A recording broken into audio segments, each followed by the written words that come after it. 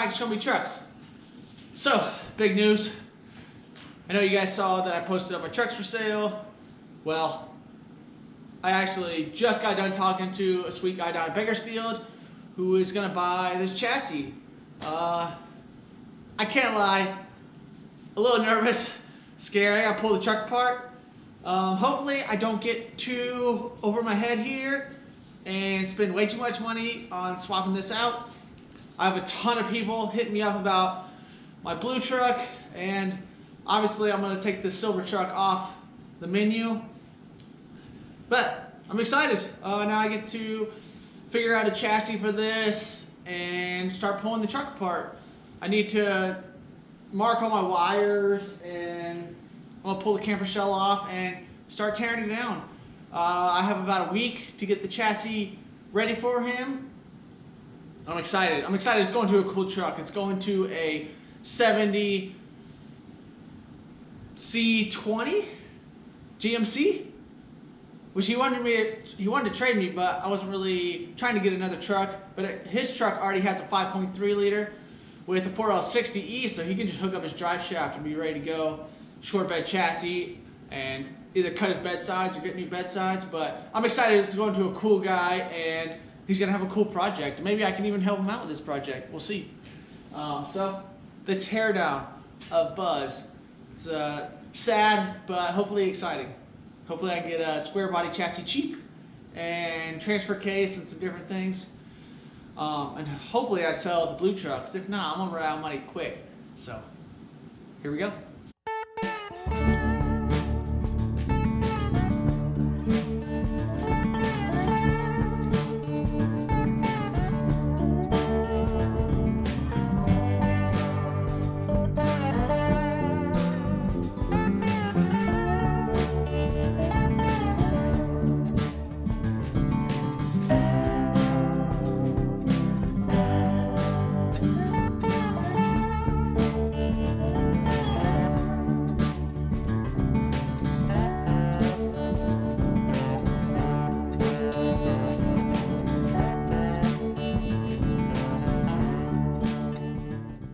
All right, forgot how hard it is to get the camper shell off. The pulleys are too small, so it's really hard. But she's up there. You can see the mural on that side, really high. Feels sketchy. Hopefully it doesn't break and kill me, but I need to get all the carriage bolts loose in the bed. Also, I need to mark all the wires that go out of the cab. That way, when I start unhooking things, I know which plug goes where, what's headlight wiring and turn signal and all that. That way, it makes it easier whenever I put it back together.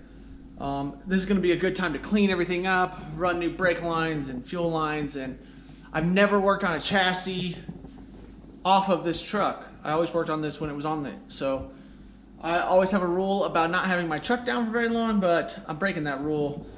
Hopefully it's not like 90% of the trucks that never get back together.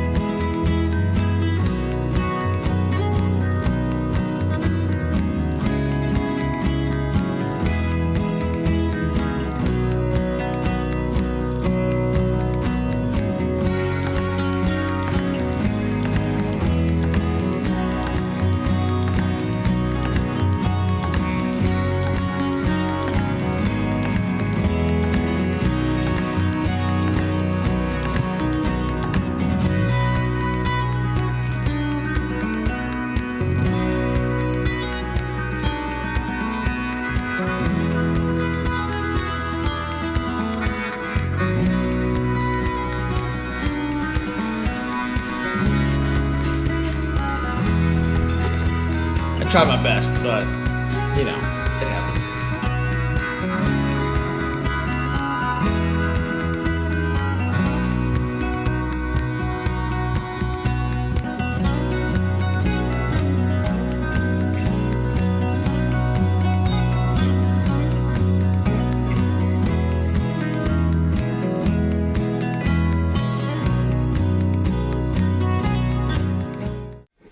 Having a pan down isn't even, it just gives the coolant something to dodge. It's not actually there to catch anything. So I got some cleanup to do. As you can see, all of my tools. Yay. Woo. All right, back to day 2.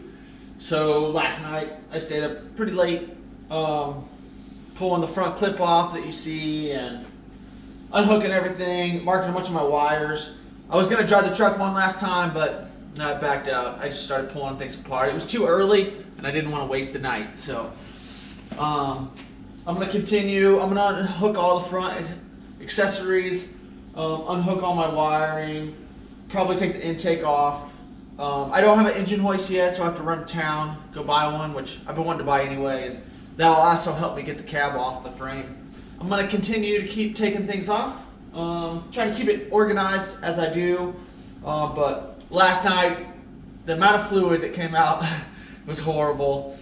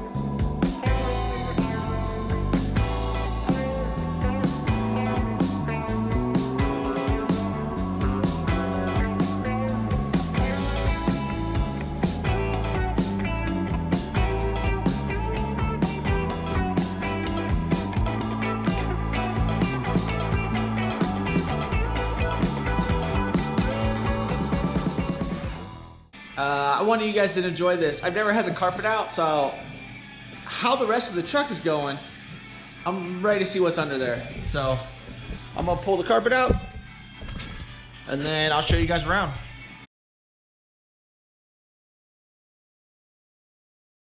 Well, there is some floor there, but you can tell they welded up a big patch. I think I knew about that. I pulled the front up, but The back, it's not horrible. The other side's a little worse. The other side, they welded this whole opening closed. But obviously, rust there. There's some horrible stuff underneath the truck that I saw earlier. But you can see they welded that whole thing shut, so yay. I don't really care. I'm not restoring this all perfect or anything, but I was curious. I was wondering, there's a stud hanging out of this, which is exciting. So that's what the floor of the cab looks like. But every bolt has been loose, and it's been a struggle. So I wanted to show you guys what these cab mount bolts look like. I showed you guys in another video, but the other one was pencil thin. And it just tapers down and rust out. So I'd always replace those. I'm actually gonna make it different because these thread up into these nuts, but the other nuts stripped out. So I'm gonna cut that out, do something there.